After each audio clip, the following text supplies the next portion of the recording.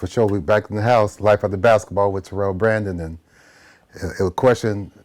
Trust me, I get questions all the time. So I hope you don't think that I'm answering my own question, but um, individuals want to know about my high school life, and I came out of Matt Dishman, as Damon Stoudemire indicated. Matt Dishman, which is known for us here in the city of Roses as Knott Street. So I came in with a winning pedigree. You know, won 5 championships in 8 years in grade school. So I came in with not bragging, but a winning pedigree. And when I got to Ulysses S. Grant High School, Coach Gary Roy pulled me to the side and said, what type of player do you want to be? We end up going 27-1 our freshman year. And then when it got to my sophomore year, at this time in '86, you had to be really special to play varsity because, you know, varsity was really for juniors and seniors. So when I played freshman and JV my freshman year. You can only play 4 quarters. So I played 2 years, 2 quarters of freshman and 2 quarters of JV. So when I got to my sophomore year, I felt like I was going to be the point guard of the JV. And when Coach John Stillwell, I appreciate you very much. I hope you can see this. Coach John Stillwell pulled me to the side and said, and pointed, and I said, what does that mean? He said, I want you to go down to the varsities. And it was 22 guys who was trying out for the varsities that only could make 12 roster spots. And they looked so big. And I was like, maybe this is just a test. I was thinking that Coach John Stillwell wasn't really saying that I was going to be on the varsity team. He was just saying, I want you to go down here and get some experience, test yourself. And after 5 days, we went down to the locker room, and they had a list of the JV and the varsity. And this is when anxiety kicked in with me. I go down, and I see the looks. Some looks was like, what's up? Some looks was like, and I didn't understand what they were saying. And so when I looked at the list, I automatically went to the JV list, okay? And when I looked down at the 12, my name wasn't on it.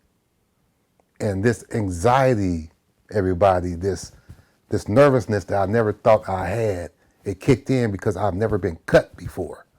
So I said, oh my God, I didn't make the JV. I've been starting on freshman. I started on JV and had the guys as sophomores and juniors mad at me for coming up from the freshmen. And now I didn't even make the JV. And when I looked at the varsity list, I looked all the way down and I was the last person on the varsity list. And all of a sudden I was like, and I found out that's why some of the guys was kind of envy and not jealous, but kind of envy of me. And we ended up winning the championship in '86. You know what I'm saying? And that was one of the best, at that time, experiences of my life. The assembly at Grant High School was different. When they say state champions of Oregon, AAA, conference coming from the PIL, it was so great. And this is how sports is. Then every year now, as win the championship, your sophomore year, you're expecting to win championship every year now. Let me tell y'all something. My junior year, we go through the year, had a great year, okay? We go back to the championship we call it here the Glass Palace, Memorial Coliseum. If you look it up, this is where we only have our only championship, 1977, Memorial Coliseum, Portland Trailblazers. So we grew up at Matt Dishman with that mentality. We had a Bill Walton and DeRay Kinney. We had our backcourt with Terrell Brandon and Craig Ford, which was Lionel Hollins and Johnny Davis. We had our Anthony Young. We had our Ronnie Simmons, who was Lloyd Neal, and which was Maurice Lucas. So we had that mentality. We go back to the championship in '87 against Sunset, and we lose the championship. Now imagine that high of when my mother and daddy cooked me greens and fried chicken in 86, how that tasted, and then all of a sudden go to 87 when they cooked me the same meal, but we lost that Saturday night. It was devastating. And I said to everyone, thank God I had another year. I said, after I signed my letter of intent to University of Oregon, I said, I will never feel this feeling at Grant High School ever again. We had a great year, started out number one in the state. I broke my ankle, and we had to go through some great test walls, trust me. You know, our center, Sean Hosey, went through some things. Jason Beveridge, who was our forward, went through some things. We had injuries and sickness and all types of things going in our team. But we had a team. See, I might have with D1, but we had a team. And that was the difference. And we ended up going to the sub-tournament. I came back. We went to Bend, Oregon. The first time I ever been called the N-word in my life was in Bend, Oregon, other than grade school in Snohomish, Washington. But that's for another story. But as a high school player with the Bend, Oregon, called the N-word, we beat them.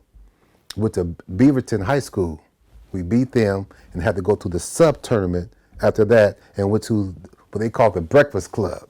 Now, the Breakfast Club, to make a long story short, we called that teams who played at 11, 12, 1, 2 o'clock in the afternoon.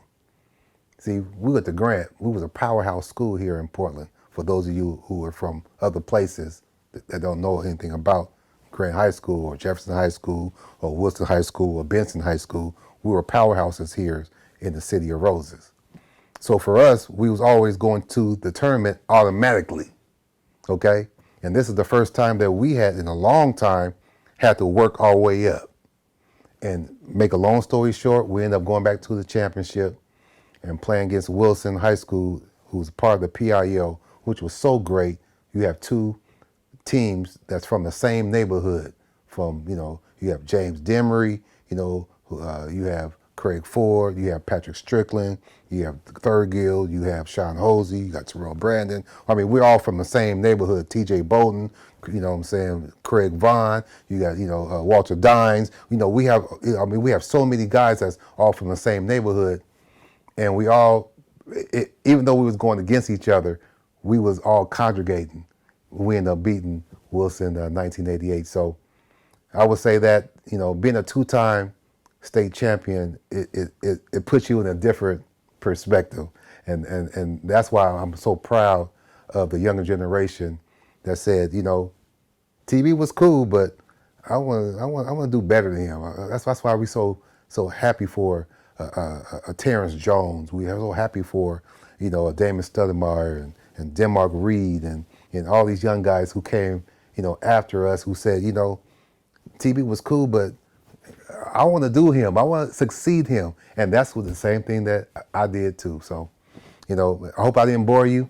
Life After Basketball with Terrell Brandon. Please subscribe, share, and like. And I just want to give you my story of my high school days and grade school days here at the City of Roses, Portland, Oregon. Much love to you now.